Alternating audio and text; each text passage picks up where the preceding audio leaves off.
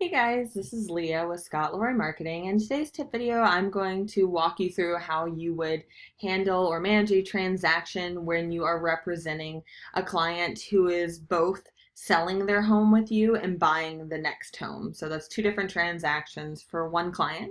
Okay, so in this case, if you are representing the client while they list and sell their home, and then you're going to be helping them buy their next home, that's actually going to be two separate opportunities because it'll be two separate transactions. Okay, so you'll always have a separate opportunity per property that you sell or per transaction. Okay, so you will have the two different opportunities if you are, representing both sides here. If you are helping them, sell and then buy their next home, there'll be two separate opportunities and two separate commission requests as well.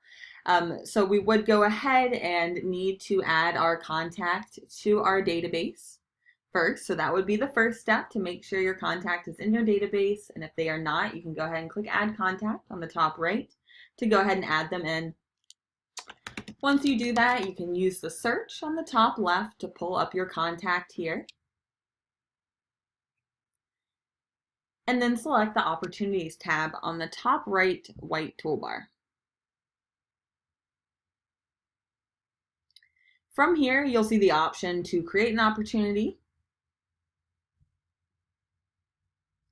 And just for the sake of making this a quick tip video to show you guys the most practical things you know, I'm just going to fill out the three main fields that I need to start an opportunity here. However, if you are new to starting transactions in Command with DocuSign, I'll include a 20-minute overview in the description of the YouTube video below, so you can grab that from there to get the basics on it. So main things we need to add here, we need to know if this is a listing or a buy under the opportunity type here. So in this case, let's say I'm listing their home. I have my client here, and I typically want to name the opportunity the property address if I know it. Of course, if you're representing the buyer, you might not know it out the gate, right? But if you're listing their home, you probably would. So 123. You really just need the property address, like the street address. I usually leave the client's name and also whether it's a listing or a buyer. Okay, you'll see why this comes in handy in just a moment here. And then I'll go ahead and just put in the commission rate, which is just talking about my side of the commission, not the agent on the other side. So generally just your 3%, and I can click Create. So you'll see the opportunity display on the right-hand side here. So this is really helpful now when I go to create a second opportunity for the buy side. Okay, you might not be doing this at the same exact time, right? This might be a couple weeks later, maybe once you've showed them a couple houses. All right, but whenever it is, you'll go to create the second opportunity, and now we'll just go ahead and create that opportunity type. We'll change that to buyer. Okay. If you know the new home address that they're putting an offer in, you can go ahead and name that the property address. If you do not know the property address, no worries. I'll show you how you can go ahead and add that in later. Add the 3% for your buy side and click Create. Okay, so now I have the two opportunities that are added in here.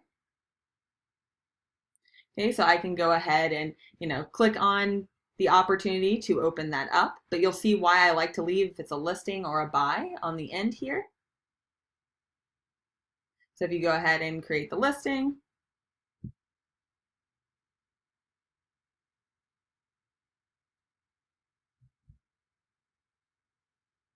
then we'll go ahead and be able to create the offer and commission right from here when you do go under contract, and then you would want to do the same for the buy side separately.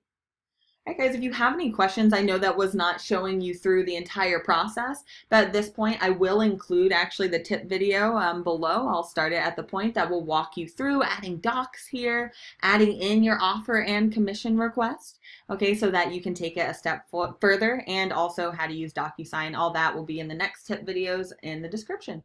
Let us know if you have questions. Support@scottleroymarketing.com. Hope this helped.